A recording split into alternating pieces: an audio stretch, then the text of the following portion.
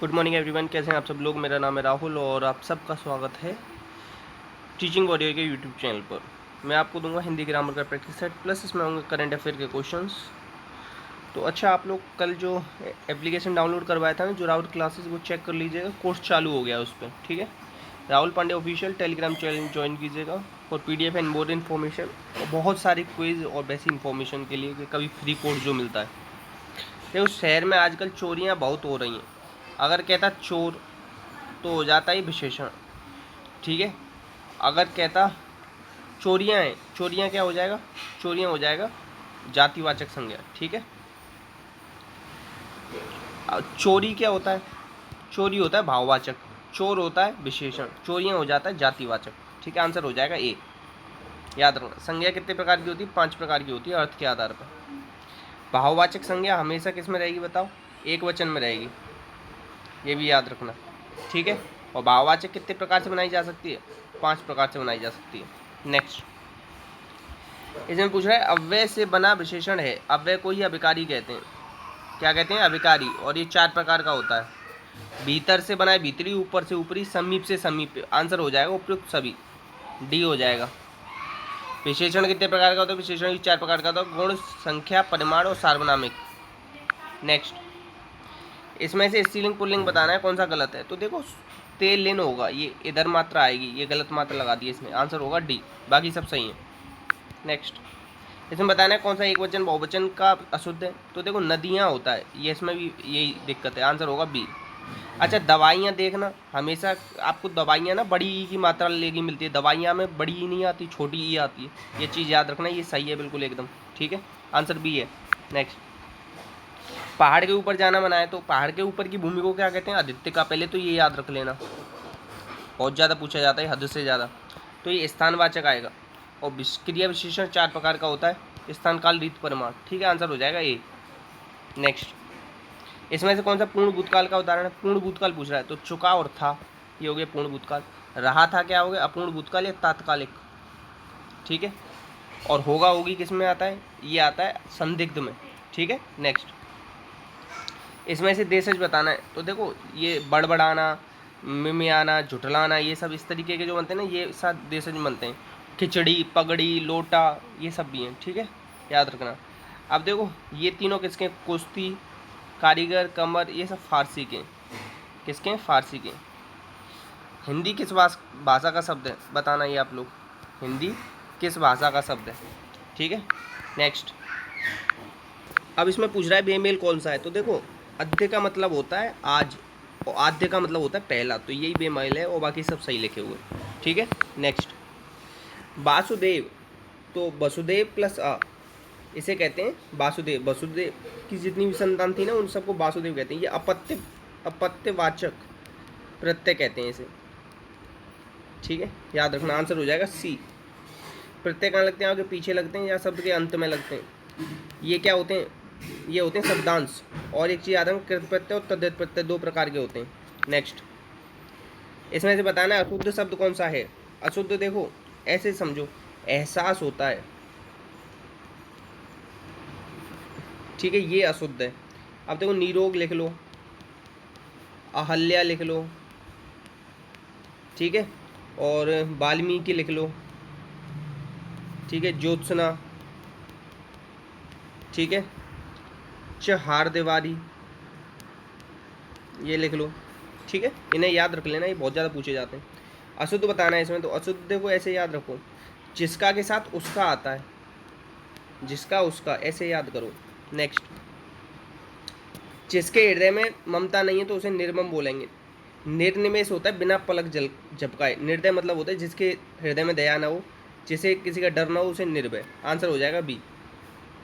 Next, next है, इसमें से बताना है कि अशुद्ध कौन सा है, तो देखो गीत प्लस अंजलि होता है, गीता नहीं होता है। आंसर हो जाएगा बी। नेक्स्ट, रातों रात, रात ही रात में, ये हो जाएगा, ठीक है। समास कितने प्रकार के होते हैं, समास होते हैं अर्थ के आधार पर होते हैं 6 प्रकार के, पदों की प्रधानता के आधार पर 4 प्रकार के। समास का विलोम व्यास, समास का अर्थ संक्षेप, और समास किस में होता है, शब्दों में होता है, और वर्णों में क्या होता है, संधि। आंसर हो जाएगा डी।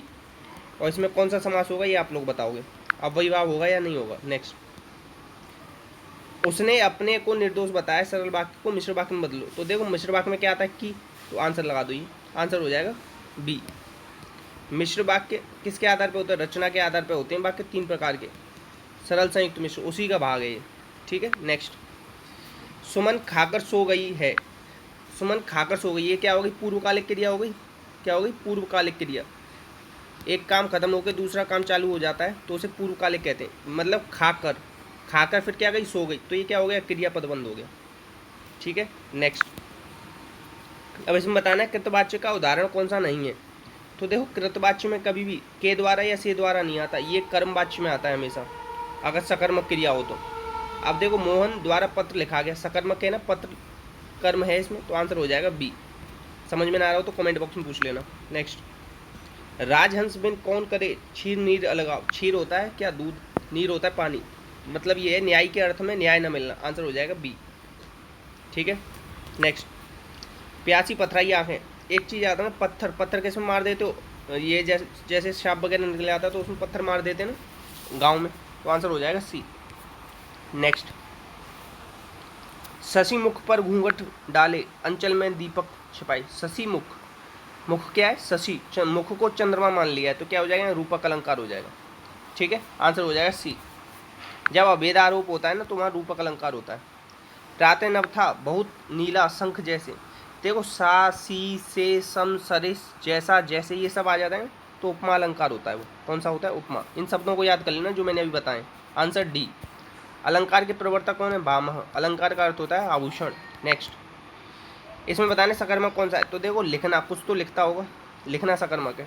अंधकार का पर्यायवाची अमावस्या नहीं होती, बाकी सब होते हैं।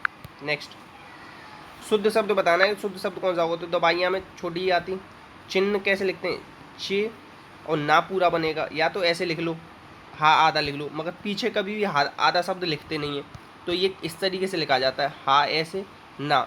अब ये जो ना है ना, ना पूरा है, उसमें हा आधा है, ये याद रखना। अब इसमें शुद्ध शब्द था निर्भर। कृपया आप बताना कैसे लिखेंगे, ठीक है। नेक्स्ट, पति का बहुवचन बताना है तो पति का पति ही रहता है, ठीक है।